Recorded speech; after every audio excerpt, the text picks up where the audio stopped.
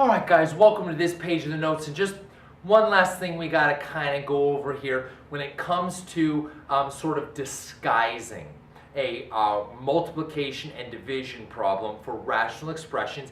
And it has to do with complex fractions, which again you would have looked at when doing some arithmetic with fractions back in middle school. So let's real quick just sort of refresh you on complex fractions, how we deal with them, and then take a look at how that applies to what we're going to do here in Chapter 8 of Algebra 2.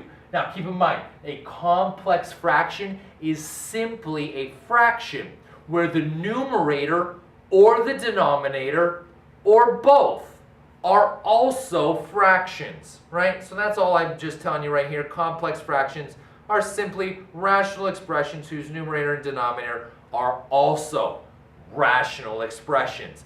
There's only three possibilities, right? There's only three ways that this could go. Either you have a rational expression where the numerator is a fraction.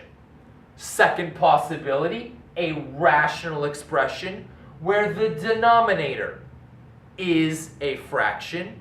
Or the third possibility, a rational expression where both the numerator and the denominator is a fraction. In any case, guys, what you learned in middle school was the keep it, change it, flip it. You multiply by the reciprocal of the denominator. So for the first one, x over y, keep the top, x over y. Change the division to multiplication, and then multiply by the reciprocal. Say reciprocal, there's only a z in the bottom.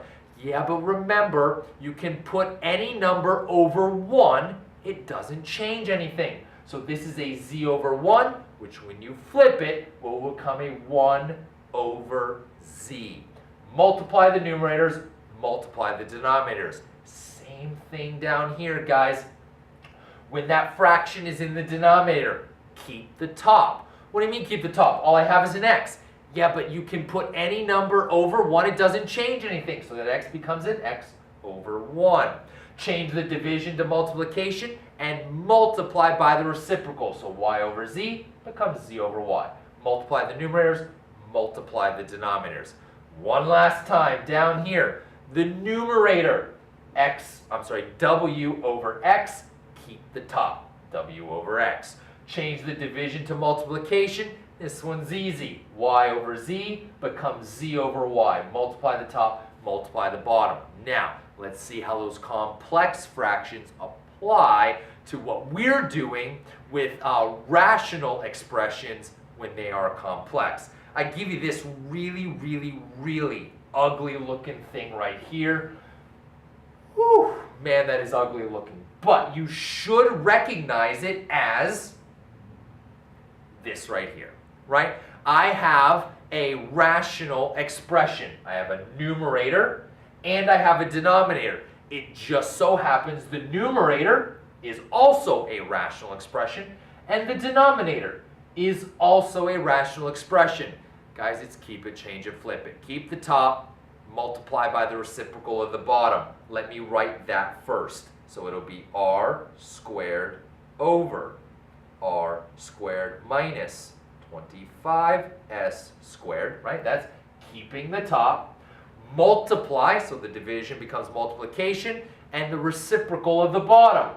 It's r over 5s minus r, so I flip that to 5s minus r all over r.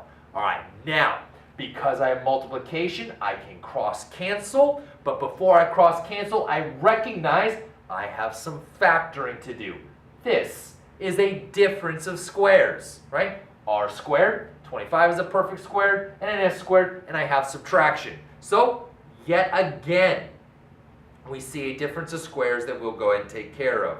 R squared over, well, r minus 5s and r plus 5s multiplied by 5s minus r all over r. All right, I can really quickly see r on the top cancels with an r on the bottom. That's no problem. But I have this 5s minus r, and then right here I have this r plus 5s. Those would cancel except the signs are wrong. Well, guys, we've seen this before as well. Pull out a -1. Those signs will change, and you'll be able to cancel. So always keep in mind that idea. If you're really close on something, possibly pulling out a negative will help. So we go one more step. R squared over. I'm going to pull a negative. It doesn't really matter. I could pull the negative out of this one. It doesn't matter which one. I'll pull the negative out of this one. So it's going to give me a -1. The r will now become negative. The 5s will become positive. So 5s minus r, which will now cancel, right, with my 5s minus r on the top. And then I still have r plus 5s here.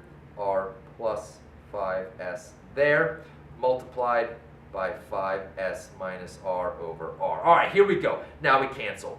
R on the top cancels with an r on the bottom. 5s minus r cancels with the 5s minus r, leaving me with a 1 and a 1. And we are almost there. Last step. Let's see what's left. R times 1, that's just an r. All I have down here is a 1. That's all that's left. Negative, so I'm left with minus r plus 5s. Or you could distribute the minus sign if you wanted to. Either of these answers is okay. I probably minus r minus 5, so minus r minus 5s. Again, couple of things to watch out for. First, please do not fall in that trap of thinking that the r's will cancel top and bottom. They will not, because of the subtraction down here, right? I don't have multiplication, I have subtraction, so I can't cancel those r's. Also, r minus, right, this 5s. Because of that subtraction sign, it means that there's an infinite number of restrictions. Infinite number of restrictions, so we won't even bother. We'll just give the simplified form. We could come up with a couple of examples if we wanted to, but we won't do that here. It's not necessary. So, simplified form, and then I don't have to worry about restrictions because of that minus sign. Head on over to the next page of the notes, guys. We'll try simplifying a couple more of these complex fractions, and I'll make complex rational expressions. Sorry about that, and I'll meet you guys over there.